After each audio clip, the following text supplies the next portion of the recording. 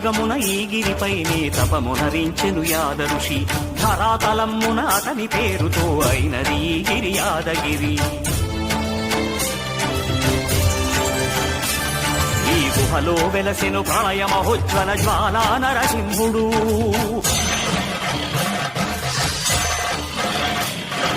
భక్తాభీష్టములన్నీ తీర్చే లక్ష్మీ నరసింహుడు. సుఖ శాంతులను చేకూర్చు శుభయోగ నరసింహుడు.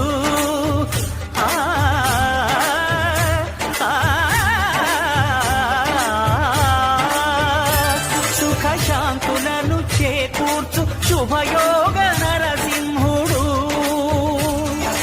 నమో నమః నమో